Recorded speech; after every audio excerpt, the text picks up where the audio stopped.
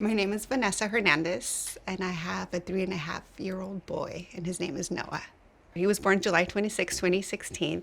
I had to get emergency cesarean because my placenta erupted. So that process was difficult because I also almost lost my son that night. To see my son in the NICU, I felt hopeless.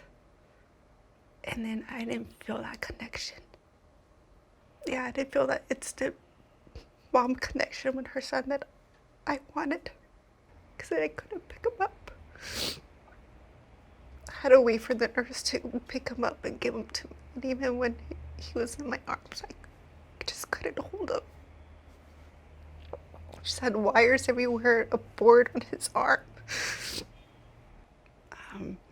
Then once I got home, then I wasn't expecting all the feelings that came with it. The sleep deprivation, the anxiety, worrying, crying often. So until like a month later, that's when I realized that my baby, what I was feeling wasn't the baby blues.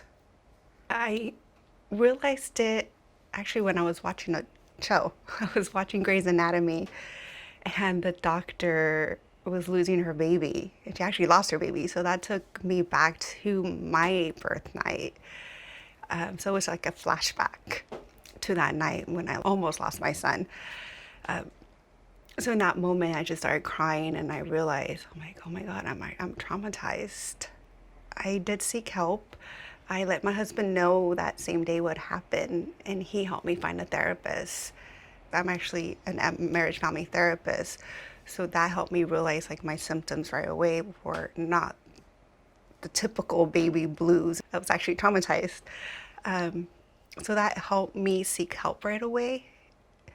And so once I was in treatment, the therapist made me aware also, like, I wasn't just grieving, that I was grieving my expectations.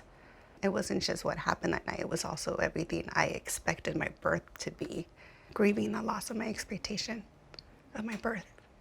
And I thought I resolved it. I thought I felt better. So I stopped therapy. So that was in 2016. And then in 2018, it got triggered. My trauma was triggered. My just depression was triggered after my second miscarriage. So the second one really impacted me because I wasn't expecting it to have a second miscarriage. I actually felt contractions, like the whole labor process. And to realize at the end, it just kind of flushed out of me into the toilet. So it's kind of like going through the whole labor process, and at the end, you have nothing. And that was difficult. So I think that, that triggered my trauma from my birth. I went into depression. But I kind of just put myself aside so I can be present for my son. I say, I was in a dark place, but at the same time, I needed to be the light for my son because I just know how important that was and still is for me. That, he'll pick up the way I'm feeling, and I didn't want him to see me down. At that time, he was 2. So I think he kept me going. He was my why to get better. I didn't realize how depressed I was, but that depression, I got depressed and it became anxiety as well. And I just use all my energy every day just to be present for him and be there emotionally, physically present. And that's all that mattered. And then I noticed when he started preschool, I had more time for myself. And then I noticed my own feelings. So that's when I started working more on myself and getting better. And I went back to the same therapist for my birth experience. I reached out before it got worse. I had nightmares for about 4 months, daily nightmares, fears that something bad was going to happen to my son, fear of him dying.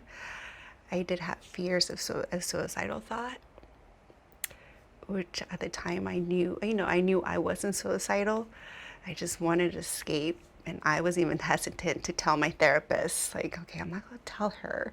I was thinking like the worst case scenario that can happen. So my thoughts went irrational. My thoughts also went to like, I won't tell my therapist because what if I get put into psychiatric hold, or DCFS, or Child Protective Services will be called, to see if I'm a good, mom for my son. So those thoughts came to mind, and I did let my therapist know after all that, I had a suicide thought. And fortunately, she had enough experience to know that I was not suicidal. I didn't have a plan. It was more of wanting to escape how I was feeling, which is really, I was exhausted. What helped me realize is just my background in mental health, that I knew that what I was feeling, it was being my trauma from my birth was being triggered, but at the same time I did needed that help. I did need the help from a professional to help me process what the triggers were and why were they coming up again. I started doing things I really didn't want to go. I didn't want to go to any social events, but I said I would, and I went, even though I didn't feel like going. I woke up in the mornings for my 5 a.m. workouts, which I didn't feel like going, but I knew that would help me because I was surrounded by support. I went to church even though I was angry at God, and I didn't feel like getting up, but I went. So what helped me was doing it. Even though I didn't feel like doing it, I did it. That and my faith got me through through that depression and anxiety. Something that I would let moms know if they're experiencing like symptoms of trauma or depression, is asking for help, speaking up. That was very difficult for me. I always want to I want to handle my own problems, and I'm a very private person, and I don't like to be vulnerable. But this process taught me to be vulnerable and taught me to ask for help. That's very important. As with moms, I know it's like ask for help. Once I started talking to moms, everyone's had the same feelings. So that's what I found out. It's very common, and you're not alone, and ask for help. Just speak up when you're down.